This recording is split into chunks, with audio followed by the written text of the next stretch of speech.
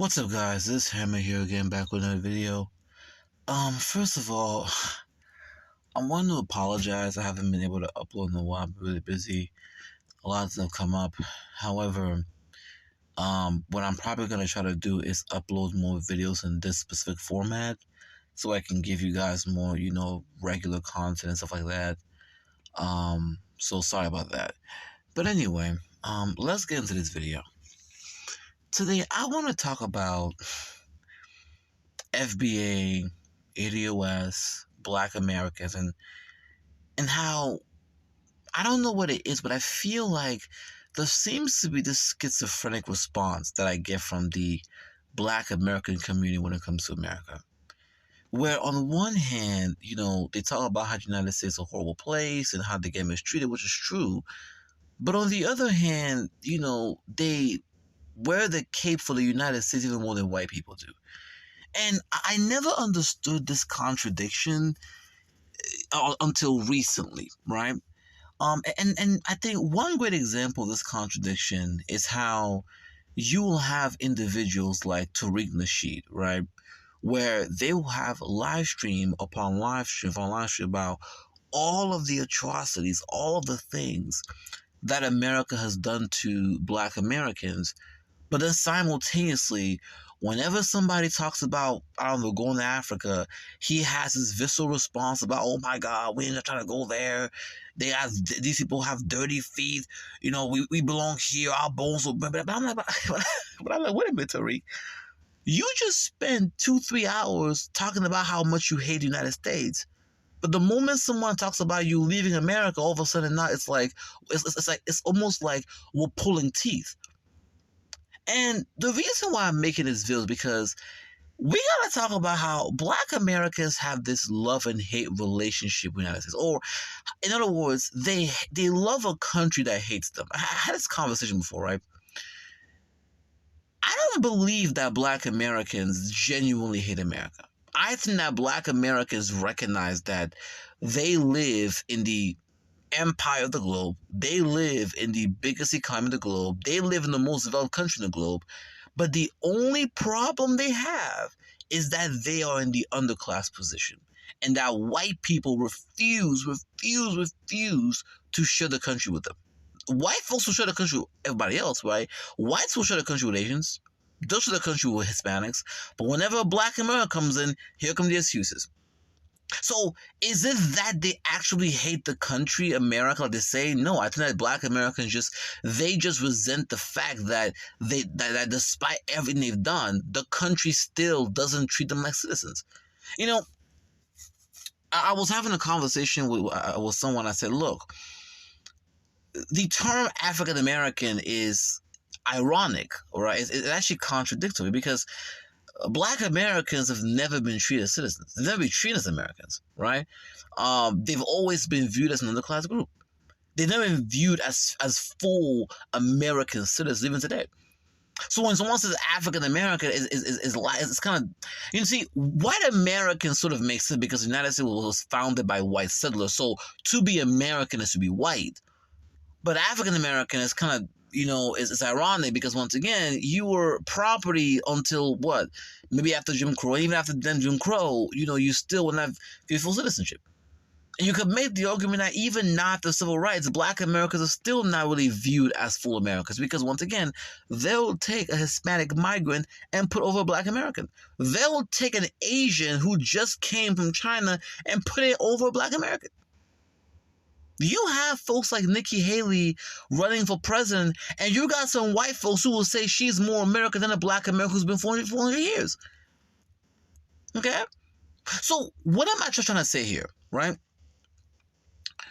We gotta have a real conversation about this weird relationship that Black Americans have with this country. Where on one hand, they will talk all this stuff, which is, look, they're 100% right? They'll talk all about all the things America's done to them. But on the other hand, the moment somebody advocates for leaving the country or something, then here come we're not Look, the reason why non-Black people in this country feel like Black Americans complain a lot, right? Because Do I agree with this? No, because once again, if you read the history, Black Americans have been discriminated against. But the reason why and why a lot of these non-Black populations in America view Black America as just complaints, because they know, and in many ways I know, that you guys are not going anywhere, right? In other words, Black Americans understand fundamentally that this country provides you a standard of living you can't find anywhere else. Let's be honest here. And also, because of your history in this country, you kind of have this white guilt you can hold over white Americans that you can't do anywhere else. You can't go to China and Japan talking about we built this country. You can't go to Brazil, but you can do it in America because there's this white guilt over white people's head. So in other words, everybody knows that although you guys may have had racism and you guys still made to this day, you guys genuinely recognize that America still provides you the best to live in the world. And you know this. Because the moment you leave America and go somewhere outside the States, you recognize real quick just how much more better of living it is in the United States. See, and see, another reason why a lot of, I think, non-Black people, I guess, feel like Black Americans complain so much is because there is this feeling that America is not, the situation of Black Americans has not gotten to a point where you guys will flee. I'm going to give you an example, right? There are people all across the world, from the Middle East to South America. Like, for example, South America, right? You have millions of migrants who will flee, who will leave their country. The situation in the country is so unbearable. They will leave the country, like, get on their feet and walk thousands of miles just to get to the States. See, those people, they genuinely, like, had an unbearable life. See, until we see Black Americans get to a point where they feel like the state is so unbearable they have to start migrating somewhere, people are always going to feel like you guys genuinely don't really hate America the way you say you do. Because let's be honest here, there is a feeling that you guys talk about how much you hate the country, how much the country has wronged you, which is true. But the reality of the conversation is we know you guys don't genuinely mean it. Because the moment someone's talking about moving somewhere else, here come the FBI in the U.S. And the reason why I'm making this video is because recently I just saw an encounter between Tariq Nasheed and this white dude, right? And we're kind of going back and forth. And the white dude essentially talked about how, you know, Black Americans have the best way of living in this country, and that, you know, when you guys talk and you guys are obsessed with white supremacy and, you know, white hero, but the reality that you know that you're better off anywhere else. And of course, Tariq kind of arguing, but I'm like, but Tariq, like you're being hypocritical here. You have been on this tirade for months now, calling folks tethers, talking about folks, you know, in the Caribbean or, you know, Africa or dirty, like he's even on this tirade. It's like even you recognize what this white guy is saying is true. The vast majority of Black Americans recognize that they have a better standard of living in the States. That's the truth. They understand this very well. That's the reason why they have no problem using their American passport when they go overseas, because they know this. You don't have a problem with quote-unquote white supremacy. You only have a problem that you're at the bottom. I had this conversation. Do you guys really have a problem with the fact that America is based on white supremacy? Or do you only have a problem because in the United States you're at the bottom? See, when you look at Asians or Hispanics, right, the reason why they tend to kowtow more to white is because they're allowed to tap into the white posture, right? They're giving buffer class privileges. I believe that if white Americans gave Black Americans buffer class privilege the same way they give to Asians, you guys would have no problem. You guys would love the United States. America is only an issue and racism is only an issue because fundamentally you do not get the buffer class privileges non-Black people get, and white Americans have put you in a permanent underclass position. That's all it is. But you don't actually hate the country. In fact, I will say Black Americans love the U.S. more than white people. Can we be honest about that? Black Americans love America more than white people because they have this battered wife relationship with the country where the country will mistreat them, but they'll still love the country. But white people don't think like this, right? Because look at what happened with January 6th. The moment white Americans felt like they were being wrong, they invaded the Capitol. They were ready to burn down. They were ready to tear everything up. White Americans don't have this loyalty to us because remember, they're only loyal to the flag as long as the flag benefits them. The moment they feel like America no longer benefits them, they'll burn that flag down. But Black Americans, in my opinion, they don't do this with them because Black Americans genuinely love the country more than whites. Because it doesn't matter if they're being hanged with the flag, they'll still be pro-American. To such an extent that they'll literally side with a white American over the Black diaspora. I've seen it multiple times. So the reality of the conversation is this. I very much recognize that Black Americans have suffered in this country. That's true. I very much recognize that Black Americans have went to Jim Crow, slavery. They've had the communities burned down from Black Wall Street and others. 100%. I very much believe that Black Americans deserve reparations, 100%.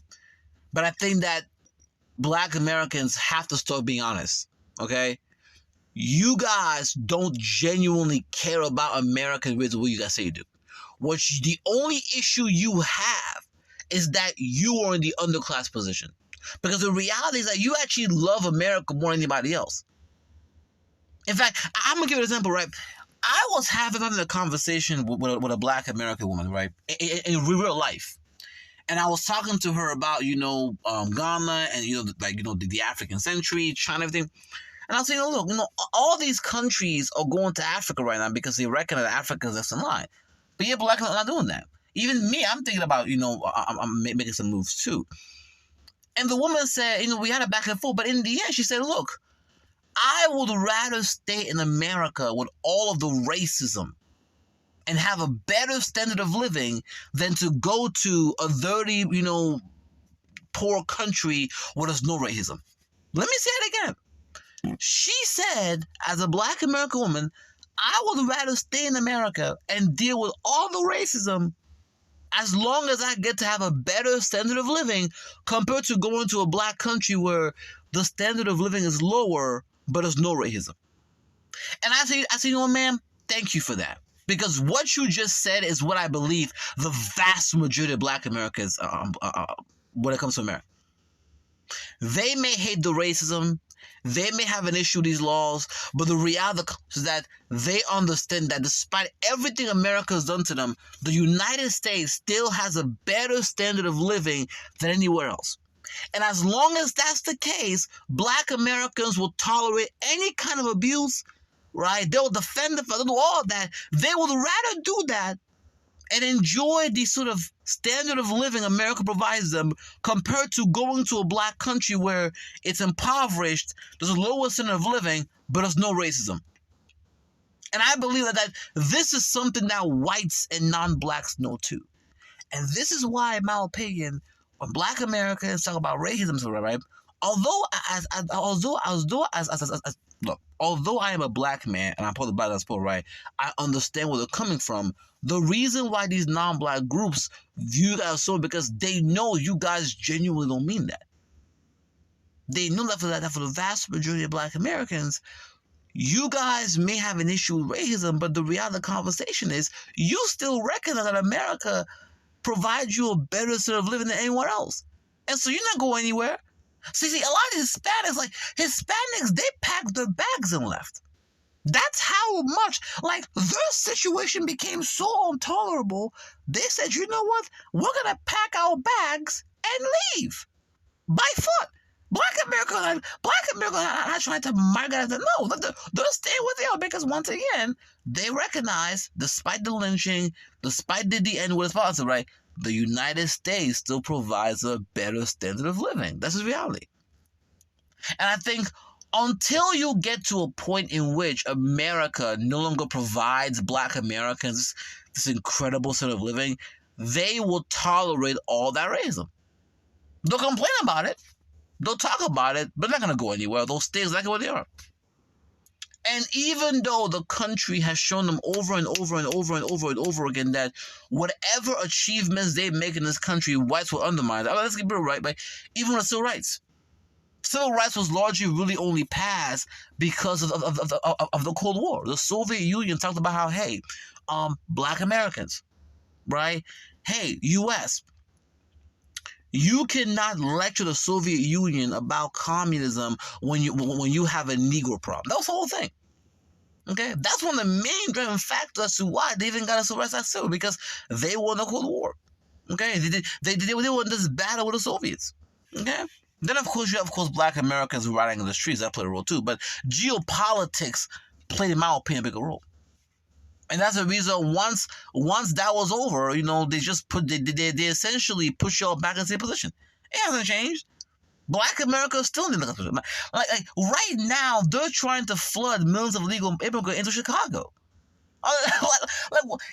The only way you can explain a situation where a group of people get undermined over and over and over again, and yet they will defend the nation even more than whites, is because they're willing to tolerate all of that because they recognize America has a better standard of living. And if you ask them, they'll tell you this, right? I'm not trying to go to some place where there's no air conditioning. I'm not trying to go to some place where come on. And to be honest, I understand. I don't blame them. I don't blame them, right? If you're someone who's living in a developed country like America, it's gonna be hard for you to move somewhere that's less developed. Even if you don't face racism in some African states, like going to a place where electricity is not available, that's a big deal. Going to a place where plumbing is not, that's a big thing, right? But see, and by the way, that's also one of the main reasons why black Americans chose not to go to Liberia. They could have left America and Liberia, but once again, they recognize that if they all went to Liberia, the standard of living will be lower compared to America. And what I'm trying to say to black Americans is that everybody knows this, even the whites. That's the reason why it feels like, despite you guys talking all this racism stuff, it feels like folks ignore you. It's not that they ignore, it's like we know, a lot of folks know you guys don't genuinely mean it. Because the reality of the conversation is, you're not going anywhere. The Hispanics know this. Like, look, the Hispanics know this because, like, look, our situation in South America was so bad we fled. But you guys are not fleeing, for the most part, right? And if you are fleeing, it's to other parts of America. You're not fleeing out of the country. So what I'm trying to say here is this. Black Americans, in my opinion, they love a country that hates them. And they do it because despite the country showing them over and over and over and over again how much they're an undesirable population, they're willing to tolerate all the abuse as long as they get first world living. That's all it comes down to. Now, when America no longer has that standard of living, we'll see what happens. But until then, that's how it is. And so seeing that encounter between Tariq Nasheed and that white dude telling him that, hey, you guys genuinely don't care about white supremacy, because the reality is that for the most part, you guys enjoy America's standard of living, and that's why they don't go anywhere. And of course, Tariq was trying to die, but I'm like, Tariq, like this white guy's right. Like let's be honest, like you guys are not going anywhere. Because Tariq, the moment somebody talks to you about going to Africa, going somewhere else, what do you say, Tariq, right? Our bones were born here. We built this country. And by the way, let me address that whole thing about the build the country, right? Look, this is going to break some hearts, but we got to be honest here, okay? When it comes to the United States, okay, America is a white settler society. That's what it is, okay? White Europeans came to the U.S. and essentially settled here and essentially built the colonies and created America. That's what happens. Black Americans were only brought here as a labor class. That's it. And they use you as a labor class to generate wealth and to industrialize the economy. Now, here's the thing. If you want to make the argument that slavery built America as well, yeah, that's true. Because if you guys read the book, Empire of Cotton, right? But you remember, right? It perfectly breaks down how, slavery helped essentially build America as well, especially in the early days, right? So yeah, Black Americans were used as a labor class to help the country industrialize and to build the country as well. I cannot deny that fact. But at the same time, though, once America industrialized and once the United States no longer once the U.S. no longer needed Black Americans to be a labor force, they essentially threw you to the side and made you an underclass ever since. That's kind of what happened, right? They brought you here to be a labor force, right? And when you came here, you came to a country that was already settled by white Europeans, okay? They use you as a labor force to generate wealth and to industrialize. And once they no longer needed Black Americans to be labor force, they threw you to the side. And you guys have been the underclass ever since. It's never changed. You guys have sort of been the undesirable population that, whites don't know what to do with. They try everything on you, right? Genocide, harassment, economic they try everything on you guys. And somehow you survive, which, in my opinion, shocks them, in my opinion. But that's the true story. And this is the reason why, despite Tariq Nasheed, this is the reason why, despite the fact that Black Americans, despite the fact that Black American labor, right, was used to industrialize the country, you don't control any of the wealth. Yes, your labor was used to build the country's wealth and to industrialize the country. But all of that, right, was done as you being as slaves. All of that was done under a white settler society. So once they finished extracting the resources and the wealth from your labor, they threw you to the side and they used that labor to empower themselves. This is the reason why, despite you guys being worked as slaves and your labor being used to build the country's wealth, you don't control any of that wealth. Let's be honest here. And so when I hear folks like FBS talk about we built, I'm like, yeah. When I hear FB is an idiot when they say we built the country, I'm like, yeah, but you're kind of being disingenuous. Yeah, your labor was used, right? The white settler state, America, imported you and used your labor to sort of generate the country's wealth and industrialize. But that was really about it. After that, they essentially threw it to the side. And the wealth they generated from your labor, they use it for themselves. This is the reason why, despite you guys, despite your labor being used to build the country's wealth and industrialize, you guys are in the position you're in because you never had control over it. And let's keep it real here, okay? That's the reason. And so what does that mean? That means that all of the United States has always been under the control of whites because it was settled by white people. America's wealth has always been in the control of whites because the wealth, although it was generated using your labor, it was put in the hands of the whites. The whites are the ones who usually were generated. And so once they no longer needed you, they threw you to the side. And so that's the reason why you find yourself in a position where you're literally at the bottom of the society and you have to essentially ask for reparations because the wealth was essentially taken from you, right? And so when you're out here talking about you build the country, I'm like, yes, technically that's true, but that's not the whole story. Your labor was used to build a country, but the society itself, the country itself, was essentially founded by white settlers. And they simply used you to make the fortune. And that was it, right? But see, once again, let me ask you a question, right? Does that even matter? Think about Tariq Nasheed. Think about what you're saying, right? If you're saying that, hey, my people's labor was used to build the wealth of a country, but yet we have nothing to show for it today. We are the underclass group. I'm like, is that really something you want to brag about? That's not a good look. Because what that essentially means is that you guys were essentially pimped out by the white majority, and when they no longer needed you, they took the side, and they have all the wealth.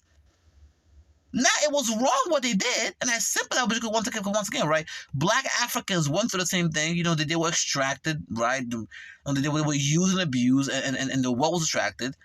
But Black Africans reckon, wait a minute, the wealth is now in Europe. Like, you're not getting that back. All you can do now is try to move forward, but or do what you have. But some of them were trying to get reparations. For example, the Congo, right? The Congo, they were terrorized by King Leopold and Belgium. Now they're trying to get reparations, but they recognize that they probably won't. Like the wealth Belgium extracted from the Congo that's gone. All you can do is move forward. And so what I'm trying to say here is that I don't like this sort of revisionist history that I'm seeing from the ADOS FBA community. And I get it, right? What white people have done to you historically is horrible. It's tragic, and yes, the black diaspora does deal with what I call black shame. Black people globally deal with black shame. We have to deal with that shame of essentially being colonized, brutalized, and essentially having our wealth taken from us. We understand that. But see, you don't deal with that by painting false narratives. Let's be honest here, Tariq. Let's be honest here, FBA. You guys know very well that this country does not belong to you. Let's be honest here. America was a white settler state. It was created for white Europeans, and you were simply brought here to be pimped.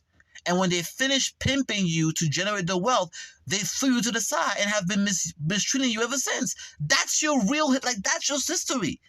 Let's be honest here. That's real. That's the Black American story. It's sad, but that's the truth. You guys were pimped to generate the country's wealth, and when whites no longer needed your labor, they threw you to the side, and you guys have been mistreated ever since. That's the reason why whenever Black Americans need something, they have to go ask the white majority, because you recognize this country is controlled by white people. It was founded by whites and it's controlled by whites. Let's be honest here. And so instead of Black accepting that reality and trying to work through it, what they want to do is live in this false reality where they think they have the same ownership as white, which they don't. That's not, you know that's not true. You know that white Americans do not view you as having the same ownership. They don't. And they tell you this all the time, right? This country belongs to the white man. They say this to you all the time. In fact, think about this. They're literally bringing Hispanic migrants and flooding your neighborhoods just to put down your numbers. That's how much they do not want you to have any ownership over this country. But you got folks every time about how this out and this, stop. Nobody believes that. Everybody across the world knows that Black Americans are an underclass group, and that whites here genuinely put you in that position, and that they know if I go to America, I'll be placed over the Black person. They already know this. That's why when we have FBA and the US trying to tell us about how American they are, it's laughable. Dude, get some respect, right? Don't come to black, non-black areas, people across the world waving the flag, because it's sad, because we know the same, we know that the moment you go back to America, you're being called a nigger. Let's be honest. I don't remember. I had this conversation, right? This is in real life. I was in this room with a bunch of Hispanics and this Black American we're talking, right? And the Hispanics, and they were saying some I guess some derogatory terms for Black people, right? Moreno, Mayate, and of course me and the Black American kind of check and say, hey, stop that, right? And I don't know how this happened, but the conversation went from that to about who's a citizen, who belongs to them, who's not, right? Of course, for me, I'm a Black immigrant, so I say, I'm a Black immigrant, that's it. But then the Black American and the Hispanic went back and forth. And he was I built this, the same thing, Rob. And the Hispanic was like, wait a minute. The Hispanic was like, wait a minute, right? How can you say that this country belongs to you when you get called the N-word every single day? How can you say you control this country where you have to beg for what? In other words, what they were trying to tell the Black American is that we know that America treats you as an underclass group. We know that America will treat us better than you. And so when you talk to us about how much this is your country, it's laughable. And I had to go in there and I had to go in there and sort of defend the Black American wrestling. Y'all can't do that side up with him. But but I kind of felt bad for him because what they were saying was true. And in many ways, he knew this too, right? Everybody around the world knows America's history. They know that in this country, whites have never accepted you as a nation. And even to this day, they remind you of this. And so when these other groups come here, they know this fundamentally. So when you tell them about how this is my country, it's like they're laughing about like bruh, this same person, this same Black American who's telling the Hispanic that it's his country, the moment he turns around, whites are gonna call him the N-word behind closed doors. They know this fundamentally. And it's sad. It's sad.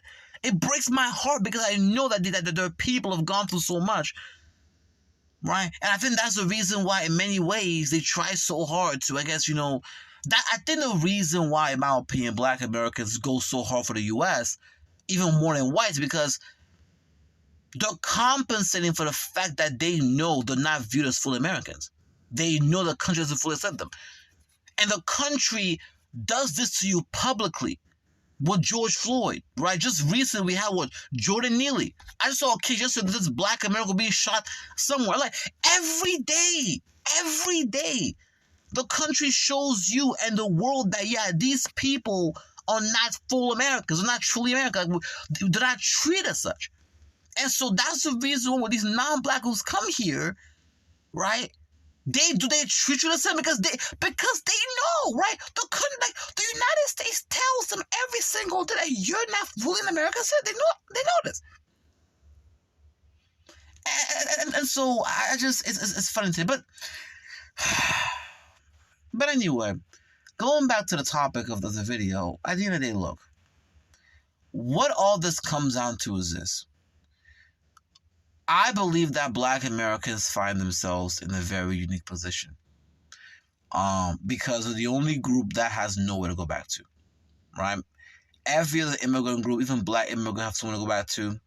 Whites, although whites have been separated from Europe for 100 years, the problem is that whites are the majority in the country, so they can afford to stay in North America. They don't have to go back, right?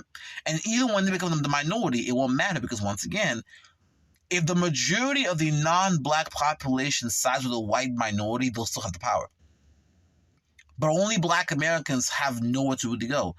So you're an underclass group in your country, but at the same time, you don't want to go anywhere outside the country because you know the moment you leave America, your standard of living goes down. So you almost feel trapped. And you see that.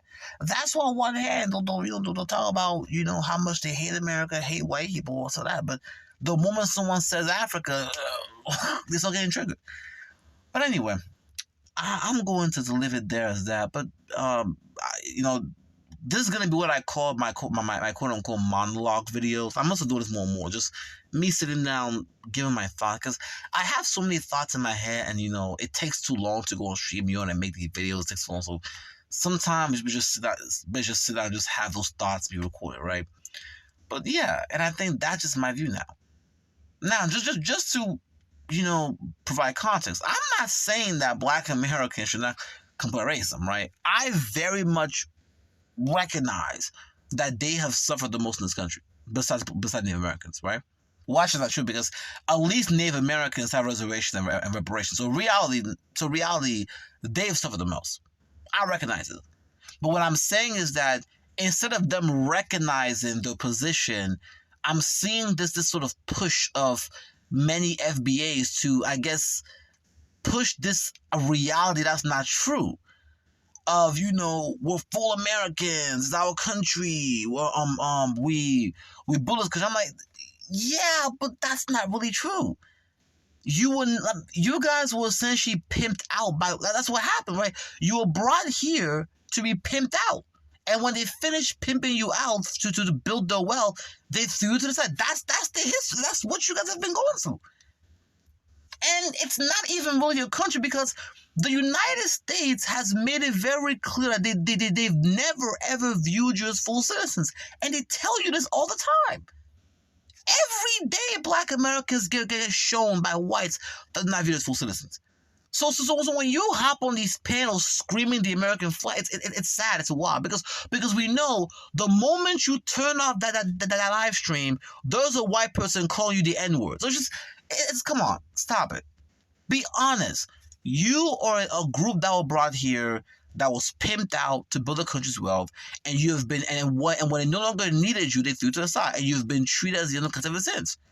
But although you hate your underclass position, you recognize that the moment you guys leave the United States, the standard of living you have will go down. And so you guys are willing to tolerate all the abuse, all of the sort of, discrimination that comes with being the underclass, as long as you're able to enjoy some sense of what I call the American standard of living. That's the reality. And other non-black groups notice, which is the reason when you guys talk about racism, these non-black groups look aside because they recognize that the reality of the conversation is that, right, you guys value the standard of living in America more than racism, because you're willing to tolerate racism as long as you get standard of living. Because many of these groups, they fled the countries, right? Their country was so unbearable, they fled. But you guys are going to flee America because you recognize the moment you step out of America, your standard of living goes down. So for most black Americans, just like that black American woman too, which is right? You're, as long as a standard of living in America, right, is somewhat close to the first world, you're willing to tolerate everything else. Now, you may complain about it, you may march, you may pro yourself, but you're not going to leave.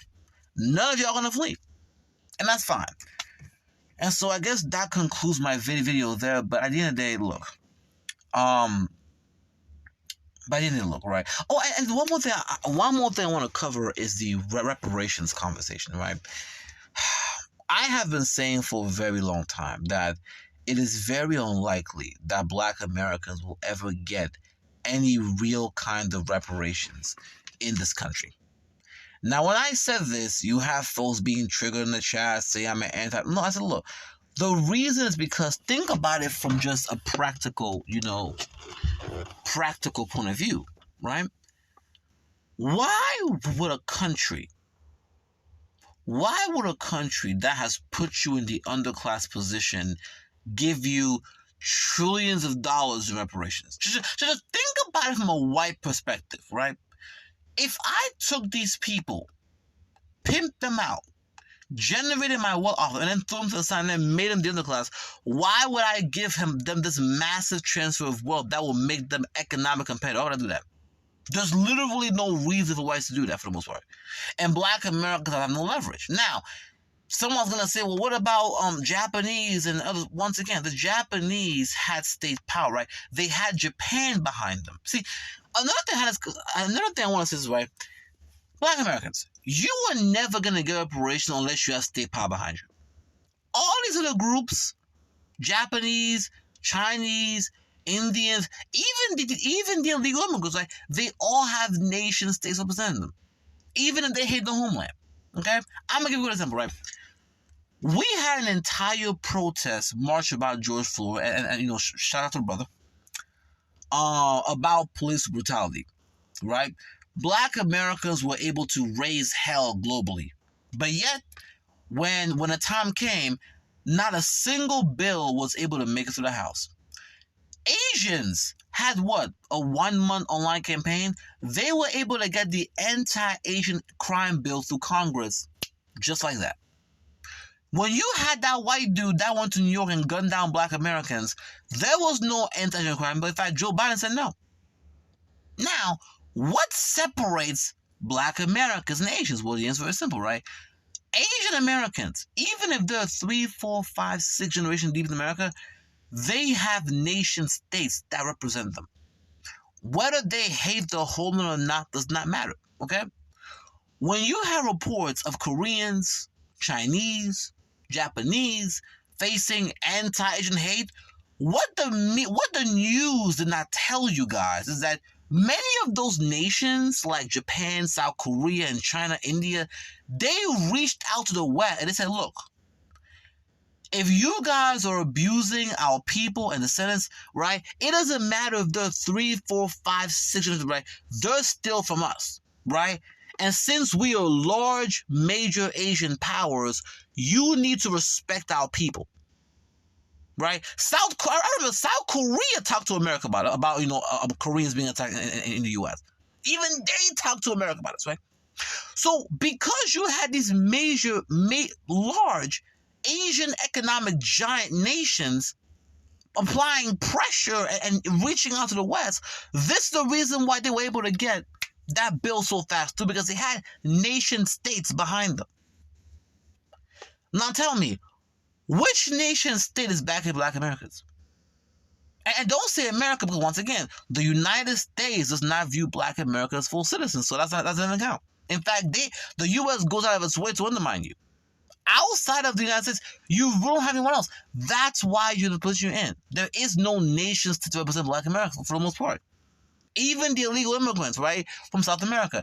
Even though many South American countries are poor, they are still nations, right? Mexico, right? America knows that, hey, we still have a strong trade relationship with Mexico, right? We still view Mexico as part of our backyard, so we can't go too hard on Mexican migrants in America. Because once again, we feel the blowback from the state. I'll be honest here. When you had the United States talking about how they were going to invade Mexico, you had a Mexican president come out in force, right? He said, "Hey, y'all better watch out." The man was threatening. He was telling he may even join breaks. He was threatening. That's the difference. Even the poor illegal immigrants, Carlos, they have nations that represent them. And America understands that, hey, if they mistreat their citizens, this could affect how they interact with the global South. Look, how is the U.S. going to get these South American countries to cooperate with them or to abide by this idea of the Monroe Doctrine when they're actively attacking their citizens in their country? Even the countries are poor. Especially because America wants those nations to be on its side. Okay? Especially now that America is involved in this geopolitical war, it matters. See, this is the reason why they'll give these folks a pass, but then when it comes to Black America, no worse. Because even though the home countries are poor, their home countries are still nation states. They're still nations. Nations that America can use as a proxy to push its policies. Just recently, you had what? I think it was Honduras, right? Honduras recently switched over from Taiwan to China, right? And America was mad. Now, there's a lot of Honduran migrants in the U.S., okay? Now, America wants, of course, countries like Honduras to stay on the side, to not side with China. So, America already knows if we start abusing Honduran migrants here, how will the country react? See, that's what I'm talking about. Black Americans don't even recognize that you guys are a state. I hate to say it, you're a stateless people. You don't actually have a nation state. And the state you do have, America, is a source of it doesn't really represent you, right? America represents whites, doesn't represent you, right? Because once again, according to America, you're an underclass group. You don't have a state where you actually have full citizenship or treat like a citizen. And until they recognize this, they're not going to understand why. Why is it that we're doing all these marches? That's the reason when I hear Tariq and them and everything about how much they best, it doesn't matter. It really does not. I hate to say, but the truth, it doesn't matter. From the view of Americans, from the U.S. government, it doesn't really matter what you build or not build. All they view is you as an underclass group. And when they look at these other groups, they see people who have nation state. That's all it is. So keep that in mind. And so, yeah, I had to come in here and say, because, when I saw Tariq and that white dude, it was funny. But yeah, at the end of the day, I just need a Black American to explain to me, why is it that you guys love a country that hates you, right? Let's be honest with you. Now, when I ask this question, you're going to have some folks who are going to deny it. That's the truth. The reality is that Black Americans love a country that hates them. And partially it's because they recognize the country gives them a standard of living that other countries do not. That's the reality. And until that changes, they may complain, but they're not going anywhere. And so with that being said, I'm gonna cut off my video there. I think I've largely covered everything for the most part. Oh, and one more thing. Oh my God. I keep saying I'm going to end, but something just came on. One more thing I want to address. One more thing. Yes. That is this, I guess you could say, tether talk I've been hearing a lot. One thing I've been hearing a lot is this thing of Black America attacking the Black diaspora, calling for tether, which is fine. My whole thing is this, right? The only reason why FBA and ADOS goes at a black diaspora the way it does, because let's be honest here, you guys fundamentally realize that because the black diaspora, right, does not have any real power in any serious way, right, they're an easy target. Because black immigrants in America don't have any real power, it's a target. But the moment you start putting hands or doing stuff to other groups, whether it's Asians or whites, there are real consequences. You already know this. We saw with Daniel Penny. We saw. I was just recently you had an Asian store who shot a black American. You know these other groups are protected by the U.S. government and protected by sort of West hegemony. So when I hear black Americans, look. So when I hear black Americans calling for terror attacking black diasporans, I laugh because look, you guys are going at an easy target because black diasporans, because they view as like cousins or brothers and sisters, they're not gonna go at you in a serious way. But when you start going with these non-black groups, oh, they'll go at you hard, and they won't hold back, and they'll have the state behind them too. So let's be honest about that. With that being said, I'll leave it there. And by the way, I apologize, guys, for not uploading videos. I really am. I told you guys I would do, but I've just been busy. I think what I'm going to try to do is do more and more of these, what I call long monologue videos, maybe some live streams, depending on how I do things. But I'm going to try to take more and more time to really produce some good content. I mean, to really, get my thoughts. Because look, every day I have all of these thoughts and ideals that roam to my mind every day. But the issue is just sitting down and recording it, right?